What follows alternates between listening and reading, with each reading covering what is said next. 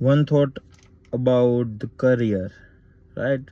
અત્યારે 10th 12thના result આવી ગયા છે, બહુ બધા સારા રિઝલ્ટ છે, પરંતુ હવે શું કરવું, બહુ બધા કન્ફ્યુઝન હાલતા હોય. એમાં વિદ્યાર્થીઓને હોય કે ભાઈ આપણે કઈ લાઈનમાં જઈશું, મા બાપને હોય કે શું કરશું, કેમ કરશું, બધું બહુ બધા કન્ફ્યુઝન્સ. ને અત્યારે જે કંઈ પણ સિચ્યુએશન ચાલતી હોય, પ્લસ આપણે ઇન્ડિયા પાકિસ્તાનની વોર હવે તો જોઈ જ લીધી છે, તો હવે બધાને બહુ બધા કન્ફ્યુઝન્સ તો થતા જ હોય.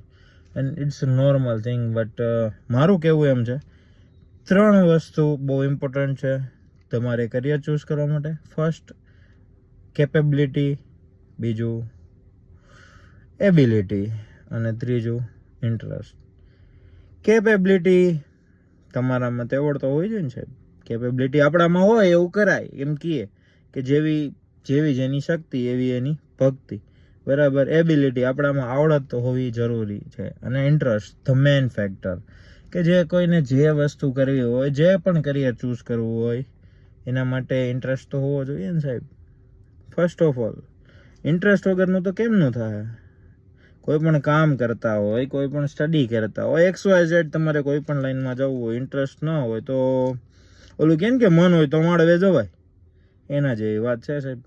તો ના કોઈના ઇન્ફ્લુઅન્સથી કે ભાઈ મારા ફ્રેન્ડ્સ આ કરી રહ્યા છે તો આપણે એ કરીએ, મતલબ not about the, it's all about you, not about society, not about the peoples.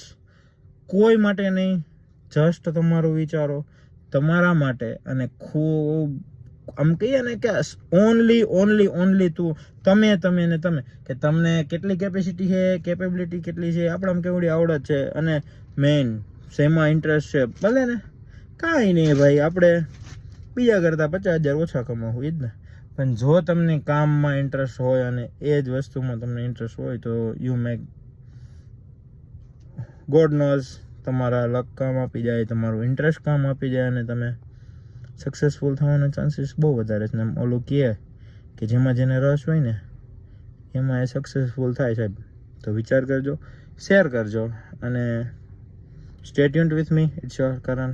જોઈ શકો છો સાહેબ કેટલો બધો પરસો, નહીં તો પછી કારખાને જવાની તૈયારીઓ રાખજો મારી જેમ. તો stay tuned with me. It's your Karan. અને વિચાર કરજો સાહેબ. અને ખાસ it's all about you, not about the society, the people. ખાસમાં ખાસ choose for only for you.